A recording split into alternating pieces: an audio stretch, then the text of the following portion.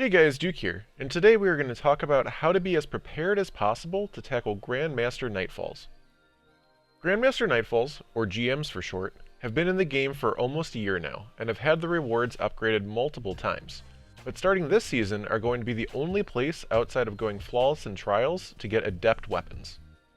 Adept weapons are upgraded versions of their normal variants, which give extra base stats across the board, as well as allow you to slot special Adept-only mods in them. These Adept-only mods have only been acquirable from the Flawless chest in Trials to this point, but will also be available from GMs this season as well. In order to even attempt GMs, you must be at least 1325 total level for this season. That means that even if you are at the max pinnacle gear level of 1310, you are also going to need a plus 15 artifact to even attempt Grandmasters, and will need an even higher artifact level if you are missing a few levels on your gear. On a positive note, being higher than 1325 does not help you in any way, as GMs use a similar contest modifier that Day 1 raids do. Therefore, everyone that does GMs is forced to be 25 levels underleveled when doing them, as this season the Grandmaster level is 1350. Grandmasters also have the locked loadouts and match game modifiers that are in some other endgame content, so this guide will go over how to prepare for GMs before going in. Also, they start you off with 4 revive tokens, so your deaths count against that for each teammate you have to revive. There's also no respawn timer. If you die, someone has to res you to get you back into action. You do get 1 revive token back for every champion you defeat, and trust me, there are a lot of champions.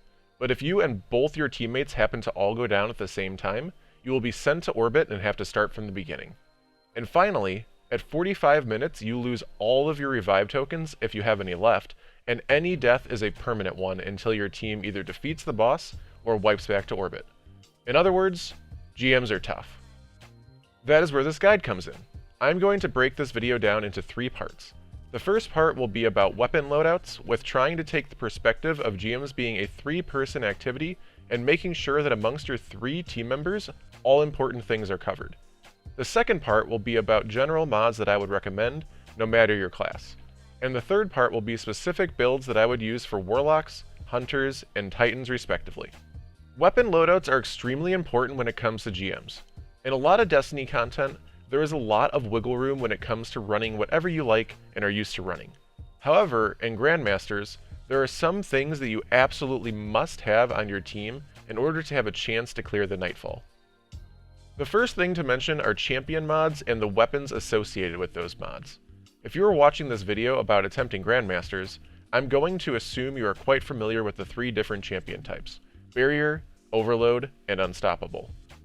Each GM is going to have 2 of these types of champions, or in at least one case, all 3 champions. Between you and your 2 teammates, you need to have at least one way, and preferably 2 in case someone goes down at an inopportune time, to deal with all of the champions that are in that specific Nightfall. For barrier champions this season, we have anti-barrier scout rifles and sniper rifles as our 2 seasonal options, along with the Lament and Ariana's Vow.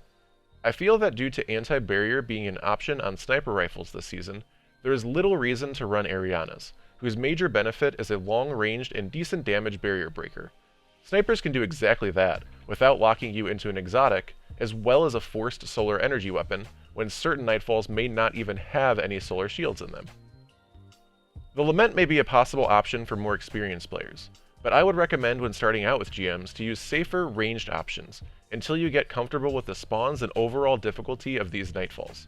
If you do choose to use the Lament at any point, don't forget to pair it with the Passive Guard artifact mod in order to greatly increase your survivability. There are a number of good options for both snipers and scouts to use, which brings me to the modifier we need to talk about when deciding exactly what weapons you will use: Match Game.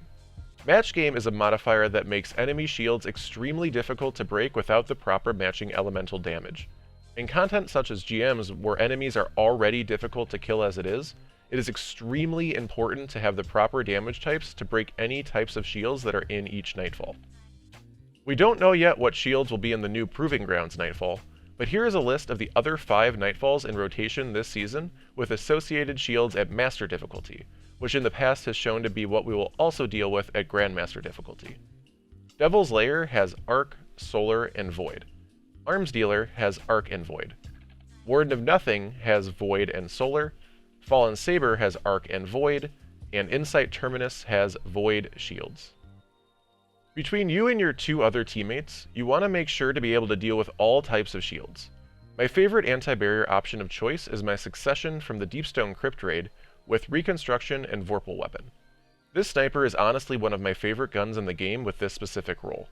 However, I recognize many may not have this weapon or this role. Other great sniper options are Long Shadow with something like Field Prep or Rapid Hit and Triple Tap, as well as Adored, which is Arc and has a curated role option of Triple Tap and Vorpal Weapon.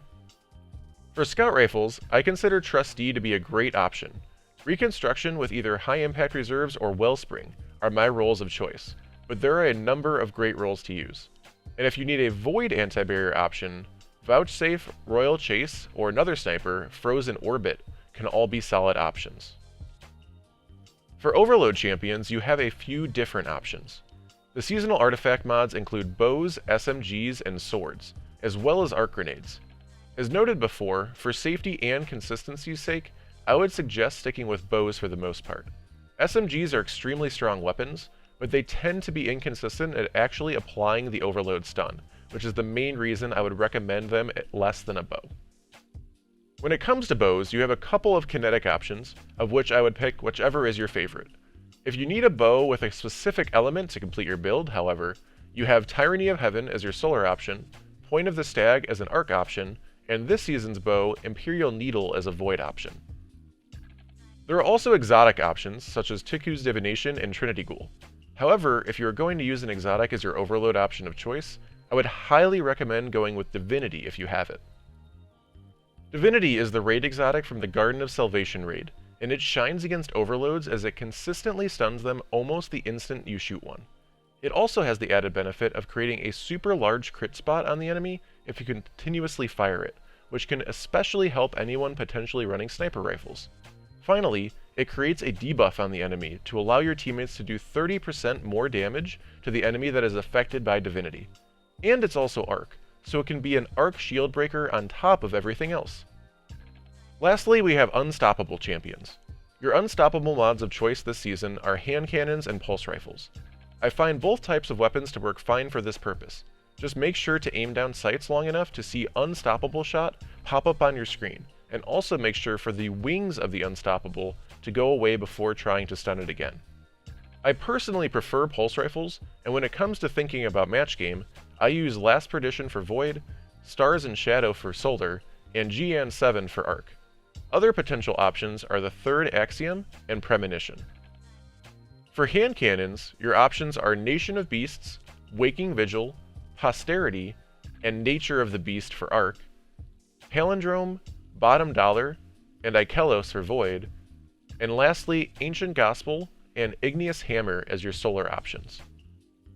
This was a lot of information, so I'm going to give you a bit of a TLDR checklist. First, determine what champions are in the GM you are doing. This will determine which types of weapons you are using. Then, determine the shield types in that Nightfall. This will tell you what damage type you should use for that type of weapon. As a quick example, let's say I was going to do Devil's Lair as the first GM of the season this coming week. This Nightfall has barrier and overload champions, which means that I'm looking at snipers, scouts, bows, and SMGs. Out of those, I personally prefer snipers and bows, due to their range and efficiency at dealing with champions. Therefore, I'd look at running at a kinetic sniper, such as Succession or Long Shadow, a bow, which in this case could be any type due to all types of shields appearing in the Nightfall, and Anarchy. Anarchy is just a great go-to option in just about all situations. Looking deeper into my build, Anarchy is Arc, which means that I should use a Void or Solar option as my bow, to not double up on Arc. And I personally main Warlock, specifically Well of Radiance usually in higher leveled content, which while not a consistent shield break option, does give me a splash of Solar. Therefore, running Imperial Needle would give me the ability to break all three shield types with a focus on Void and Arc. Tying this in with my teammates, as I find weapon loadouts to be a super coordinated team effort, I would want to make sure one of my teammates has a consistent Solar break option, such as Tyranny of Heaven, Trustee, or even Xenophage as a heavy to cover for my lack of solar damage. and I would most likely also want at least one of them to have another arc shield break as well, due to Anarchy being a bit harder to use to break shields than most weapons, as the bolts bounce off of shields if hit directly. Now for part 2 of the guide, general mods to make use of. The first mod I want to talk about is a mod I've mentioned quite a few times in previous videos, and for good reason: Protective Light. Protective Light gives you a 50% damage reduction to all damage taken when your shields are broken, aka when your health gets to the red bar, for between 6 to 10 seconds, depending on if you have 1 or 2 stacks of Charge with Light. You can also technically have more stacks of Charge with Light if using certain mods, which would give you this damage reduction for even longer, but I'm just focusing on a few key mods for this video. As mentioned, for this extremely powerful buff to proc, you will need to be charged with light in the first place. For this, I personally use Taking Charge. This allows for any orbs you pick up to give you a stack of Charge with Light. Between your teammates' super orbs, as well as you and your teammates' masterworked orbs from your weapons, there shouldn't be much of a shortage of orbs when running these Nightfalls. Powerful Friends is another strong mod, especially for hunters whose class ability is tied to mobility, that gives a 20 stat boost to mobility if you are running at least one arc-specific mod in your build. Also, there is an added benefit of any time you become charged with light, your teammates near you also become charged with light if they are not already. Radiant Light has a similar concept in that it gives you 20 strength instead, and casting your super causes nearby allies to become charged with light. In terms of armor slot specific mods, helmets will have your ammo finder mods, which I would highly recommend making use of in GMs. Ammo, especially heavy ammo, can be at a premium in this type of content where everything takes a lot of damage to take down. Therefore, I would prioritize using the finder of your heavy weapon, such as grenade launcher ammo finder for Anarchy, and then your special weapon type second if you have the mod energy space for it. Your gloves will hold your champion mods. Assuming you are running 2 different champion weapons, such as sniper and bow, you won't have any space to run any other slot-specific mods here. Your chest piece is going to be the most important slot when it comes to survivability. You have the option to run reserve mods here, but I would highly advise against it due to the strength of the resistance mods. There is melee and sniper damage resistance, for close and long range respectively. There is concussive dampener, which reduces all types of AoE damage, such as grenades, explosions, fire, AoE slams, and so much more. And there is arc, void, and solar resistance, which reduces each specific damage type respectively. Note that your armor's energy type denotes which type of resistance you are able to use on that armor piece. All of these resistance mods give you a 25% damage reduction if running 1, or a whopping 40% damage reduction if running 2. I personally like to run a concussive dampener and melee damage resistance mix, as there is a lot of damage in this game that comes from AoE, and is therefore affected by concussive dampener. And melee resistance is nice, as enemies that are directly on top of you tend to be the most immediate threat. Specific type resistances, such as arc resistance, can also be insanely strong in Nightfalls where most of the enemies use the same type of damage. Boots are where the scavenger mods are, which allow for more ammo reserves when picking up that type of ammo.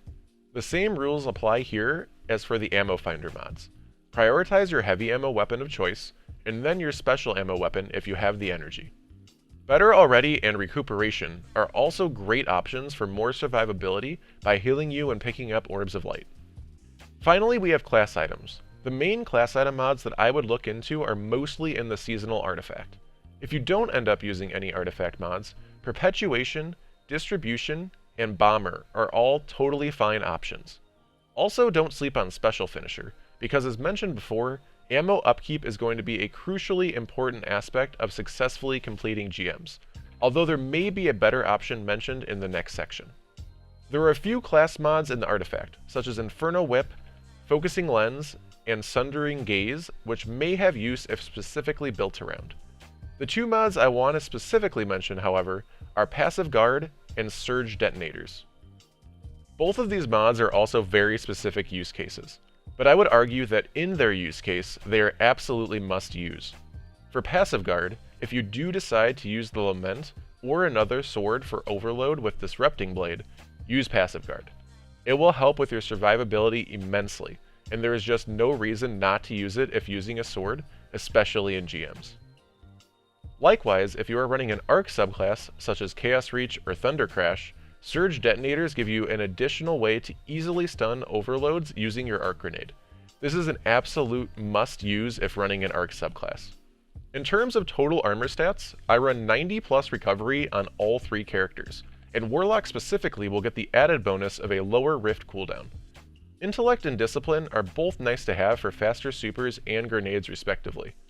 A bit of resilience doesn't hurt, but your ability to directly soak damage will be much more reliant on your choice of resistance mods in your chest piece, although having more for Titans will allow your barricade to come up more often. And 100 mobility, or as close as possible, is highly recommended on Hunters, as it is also tied to their class ability. Mobility is much less important on Titans and Warlocks, but a bit of extra maneuverability doesn't hurt. For part 3, let's talk specific class exotics. There are a number of great exotics for all sorts of different situations for every class, but I'm going to keep it to my personal most valuable 3 to 4 exotics for every class, specifically for GMs. However, before we get to the specific classes, I do want to mention a newly updated exotic family for this season that works across all 3 classes, the Aeon exotics. New for this season, each of them has a set of 3 mods specific to only the Aeon exotic for each class in the game: Sect of Force, Sect of Insight, and Sect of Vigor. Focusing on Sect of Insight in particular, this mod allows finishing an elite to create special ammo for your fire team, and finishing a boss or mini-boss to generate heavy ammo. As mentioned a few times throughout this video, ammo is a huge deal in GMs. I have a feeling having one member of your team running this exotic with this mod will be highly beneficial, as it will play similarly to how Spoils of War did last season, due to champions being considered mini-bosses for the purposes of this mod. However, the person doing the finishers will not get the associated ammo, so keep that in mind. Now, starting with Warlock specifically, my personal favorite subclass to run is Middle Tree Dawnblade, better known as Well of Radiance. When running this subclass, I would recommend pretty much always running Phoenix Protocol. Most people probably know about this exotic, but in case you don't, it allows for any kills and assists you get while standing in your well to return super energy to you, up to a cap of around 75%. After picking up a few of your teammates' orbs or masterworked orbs, you will have a full super again. I don't think any other exotic comes close to the effectiveness of Phoenix Protocol when running Well of Radiance. Chaos Reach is another class that can be strong in GMs, additionally so due to Surge Detonators giving arc grenades the ability to stun overloads. Geomag Stabilizers are my exotic of choice with Chaos Reach, as they allow you to gain the last little bit of super just by running, as well as extending the duration of your super greatly when damaging enemies with it. Finally, Transversive Steps are a great Warlock exotic, no matter your subclass. This exotic increases your sprint speed, but more importantly, allows for your equipped weapon to automatically reload when running. This can be very useful if you are in the middle of a fight and run out of ammo, and then need to run away to get cover for a second. This exotic will allow that weapon to be reloaded by the time you do that, to allow you to continue the fight the enemy that may now be chasing you down. For Hunters, Wormhusk Crown, Assassin's Cowl, the Sixth Coyote, Omnioculus, and Orpheus Rig are some potentially great options at your disposal. Wormhusk Crown is pretty simple in that it gives you a small bit of healing whenever you dodge. When paired with high mobility for a low dodge cooldown, there can be a lot of value gained from this exotic, no matter your subclass. Assassin's Cowl gives a way to go invisible, again no matter the subclass. Finishers are a useful tool, especially in GMs due to how tanky some of the enemies are, and this exotic allows you to get invisibility, healing, and shields all in one when finishing powerful targets such as a champion. The Sixth Coyote is another simple to understand exotic. You can hold 2 dodge charges instead of 1. I would really only pair this exotic with Top Tree Nightstalker for the added survivability through dodge and visibility, but it is a great potential option when running that subclass. Omnioculus, if that's how you pronounce it, is a Bottom Tree Nightstalker specific exotic that gives you a second smoke bomb charge. If running this exotic, you will gain damage resistance when you make yourself invisible, and you will also give your teammates damage resistance when making them invisible, as well as gain melee energy back more quickly to be able to throw even more smoke bombs. If paired with Gambler's Dodge as well, to instantly recharge your melee when dodging near enemies, this might be the single best exotic for hunters to make use of in GMs for this season. Finally, the tried and true Orpheus rig is still an option for tether hunters as well. This exotic gives you super energy back for each enemy caught in your tether, or if using bottom tree, gives you more Mobius quiver shots.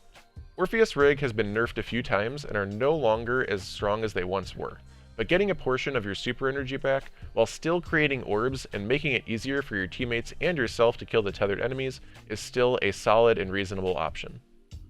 Finally, we have Titans. For Titans, Helm of Saint 14, Ursa Furiosas, and Cuirass of the Fallen Star are some of the best options. Helm of Saint 14 pairs specifically well with Top Tree Sentinel, aka the Bubble. When using this exotic, any enemies that enter the bubble are blinded, which can be extremely useful when things are rushing up on you. Plus, you get the additional effect of you and your teammates getting refreshable overshields by going in and out of the bubble, the Blessing of Light effect for those that played Destiny 1. Ursa Furiosas are a super strong exotic for Middle Tree Sentinel using the Banner Shield. When using this exotic and blocking with the Banner Shield, any damage you take while blocking will be given back to you as super energy when the super ends. There is a small bug or weird interaction though with Well of Radiance. Make sure to not be standing in a Well of Radiance, as that will cause you to not get the super energy back that you would have gotten otherwise. Other than that, this is a top tier option and potentially the best option for Titans overall. Finally, we have the new exotic for this season, Cuirass of the Falling Star.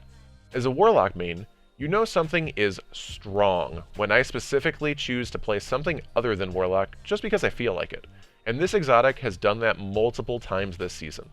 This is a Middle Tree Striker only exotic, aka Thunder Crash, that greatly increases Thunder Crash's damage. And they do mean greatly increase. There is the downside, specifically in GMs, where hurling yourself into an enemy probably puts you in danger of other enemies, but there is an additional benefit of this exotic giving you an overshield that lasts longer based on how far you traveled before hitting your target.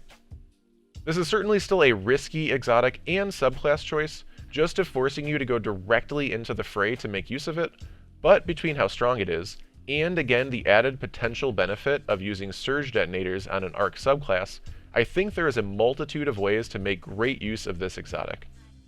One final note is that I will be helping run people through GMs a few days a week through my stream at twitch.tv/DukeIsCool, starting this Tuesday when GMs release. If you want to be a part of it, join me there as well as in the Discord where I post updates about when I go live and what I will be doing. All links are in the description. Thank you so much for watching my guide to Grandmaster Nightfalls. I put a lot of effort into this video and sincerely hope this video helped you in some way. Feel free to let me know what you thought of the video in the comments below. All feedback is greatly appreciated. And as always, have a wonderful day.